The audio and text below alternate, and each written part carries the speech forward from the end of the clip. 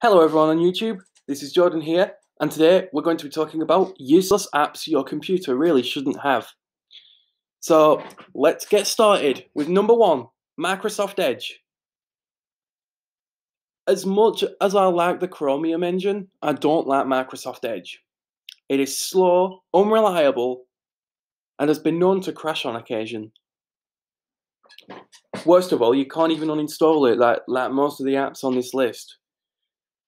I mean, come on, there are better browsers out there like Safari and Google Chrome and even Firefox, but none of them are like Microsoft Edge.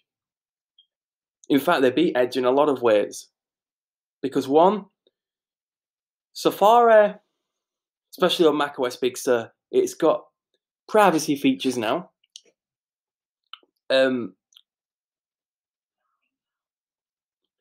It's more streamlined, and it works nearly everywhere. So if you've got an iPhone, then all your Safari data is synced from both your Mac and phone. So Safari and Google Chrome are better alternatives to Microsoft Edge. Moving on to number two, reminders, iOS and macOS. The app just constantly wants to send you reminders every day. There's no way of deleting them, not even deleting the folder.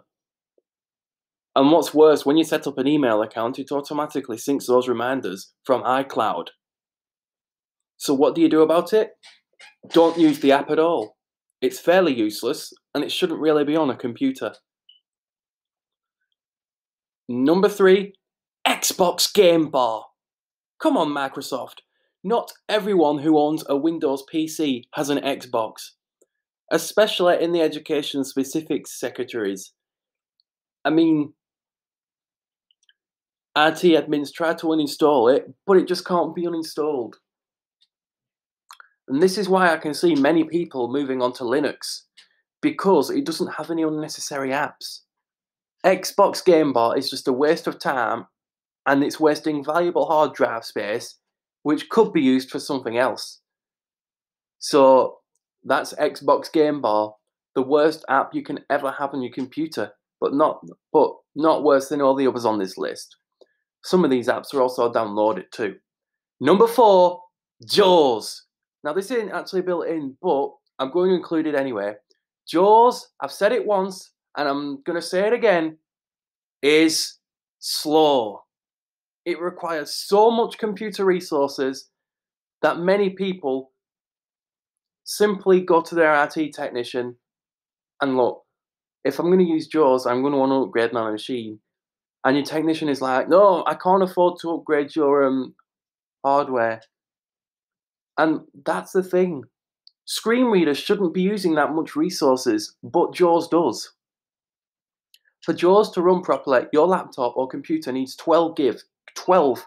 That's right, 12 gigabytes of RAM. I'm not joking either. So not only are you going to pay for the computer, but you're paying for JAWS as well. On top of that, JAWS also comes with useless features. Now, especially in JAWS 2021, where you've got stuff like, what do you call it? Sharky, which is their voice assistant. But that's not going to replace Cortana or Google Assistant. I mean, Google Assistant and Alexa and Siri are the better alternatives to that. The next app I would like to talk about, and this is number 5, is Windows Defender.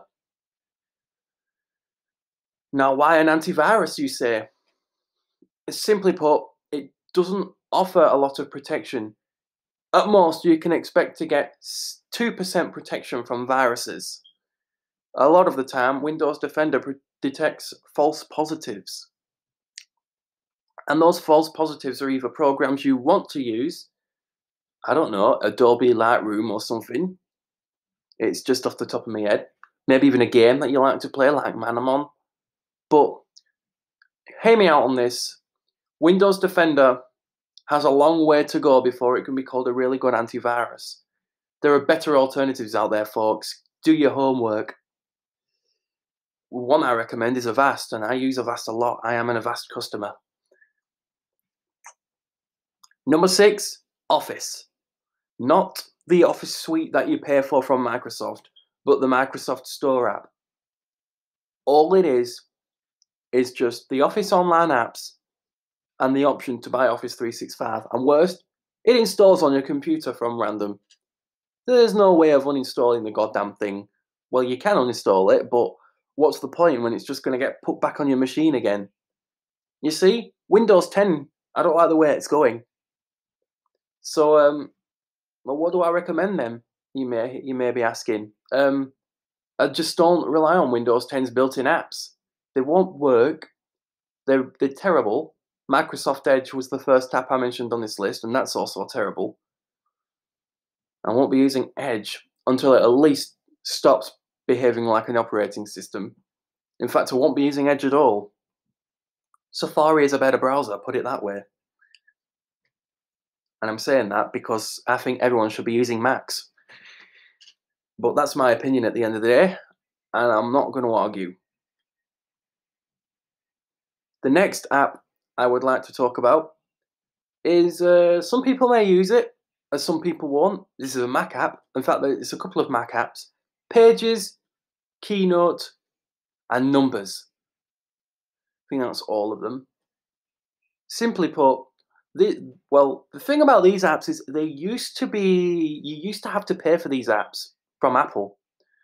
But ever since, I don't know when it was, but Apple have started making these apps free now. It's basically like Microsoft Word, PowerPoint, and Excel, respectively. But they're stripped down, if you know what I mean, and they're not as powerful as those 3 applications. Microsoft Word's better, put it that way. Well, I actually had Microsoft Office. Other than that, that's all I know about these 3 applications because I've uninstalled them the first time I got this computer. The next application is Photo Booth, macOS. Simply put, it doesn't save your photos or videos when you take them, although it only saves them in your Photo Booth library as a Photo Booth library document, not as separate files which you can then click on and upload to your video sharing sites or whatever. There's just no way of gaining access to them. There are better camera apps out there, such as the one I'm using on Google Chrome.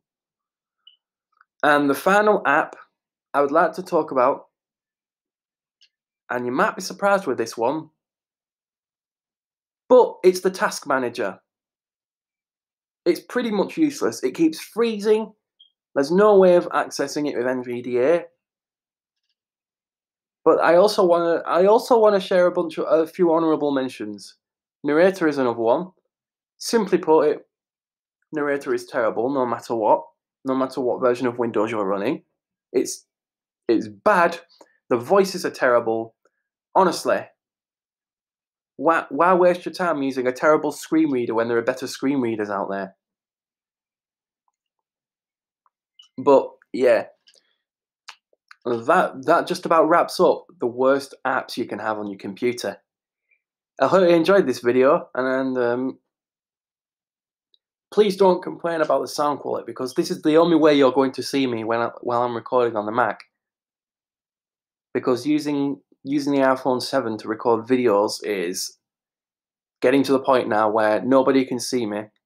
And because the iPhone is terrible no matter what model you get anyway, I think we can all agree that a Mac is the best way to go when recording videos.